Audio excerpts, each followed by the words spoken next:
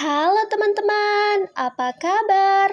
Hari ini kita akan mengungkap rahasia luar biasa di dalam tubuh kita, yaitu sistem otot. Pernahkah kalian berpikir bagaimana tubuh kita bisa bergerak dengan begitu lincah? Mulai dari berlari, melompat, hingga sekedar tersenyum. Rahasianya ada di dalam tubuh kita, sebuah sistem yang luar biasa yang bekerja tanpa kita sadari. Yuk, kita mulai perjalanan seru ini dan cari tahu keajaiban tubuh kita bersama-sama.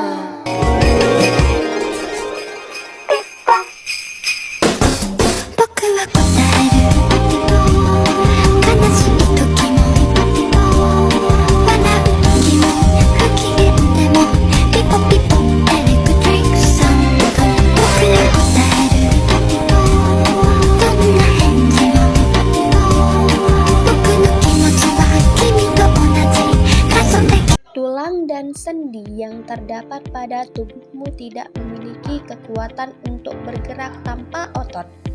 Otot adalah pergerakan bagian tubuh, sehingga otot disebut alat gerak aktif.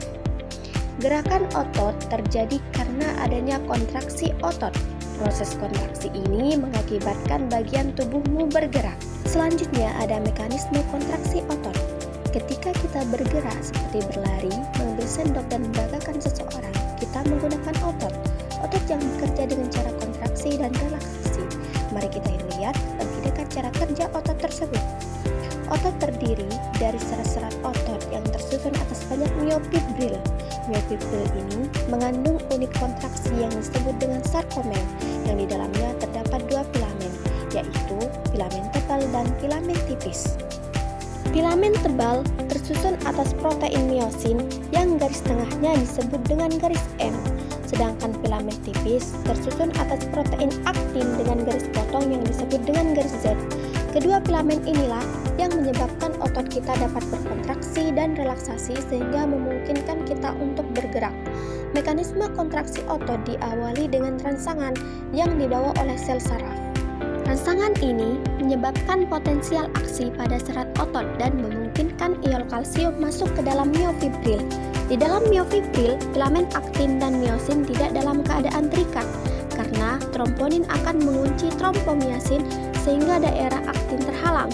Keadaan ini disebut dengan relaksasi, di mana sarkomer tidak melakukan pemendekan ketika ion kalsium masuk tadi terikat pada aktin. Tromponin akan merubah bentuk trompomiasin sehingga membuka daerah aktif dan miosin dapat terikat pada aktin. ATP akan berikatan dengan kepala miosin dan kepala tersebut akan berputar sehingga aktif bergerak mendekati pusat sarkomer atau yang disebut dengan garis M. ATP kemudian pecah menjadi ADP dan P. Setelah itu, ATP yang baru akan berikatan kembali dengan kepala miosin dan menyebabkan kepala miosin kembali menarik aktin ke pusat sarkomer atau garis M. Dengan begitu, sarkomer akan memendek dan disebut sebagai kontraksi. Unit-unit sarkomer pada serat otot akan memendek bersama sehingga dapat menarik kerangka dan menciptakan suatu gerakan. Hal ini merupakan mekanisme kontraksi yang terjadi di otot. Otot lengan kamu dapat membesar dan mengecil ketika meluruskan dan membengkokkan lengan. Diameter lengan kamu membesar karena lengan kamu dalam keadaan berkontraksi. Pada saat otot berkontraksi, otot akan memadat dan memendek. Pada saat berelaksasi, otot akan memanjang, sehingga dapat diukur diameter lengan kamu akan mengecil. Ada 3 jenis otot. Yang pertama itu ada otot rangka. Otot rangka adalah otot yang paling banyak terdapat di dalam tubuhmu. Jika diamati di bawah mikroskop, sel-sel otot rangka terlihat bergaris melintang, sehingga otot ini juga disebut sebagai otot lurik. Otot rangka bekerja di bawah kesadaran. Namun, kamu dapat mengontrol penggunaan otot ini seperti kapan berlari, kapan berjalan, kapan melompat, dan lain sebagainya.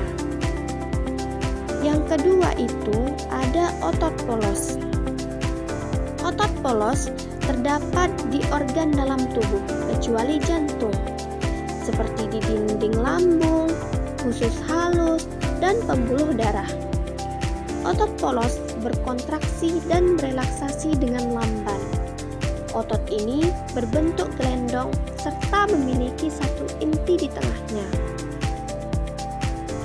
Otot polos bekerja tidak di bawah kesadaran kita. Yang ketiga itu adalah otot jantung. Otot jantung hanya ditemukan di jantung.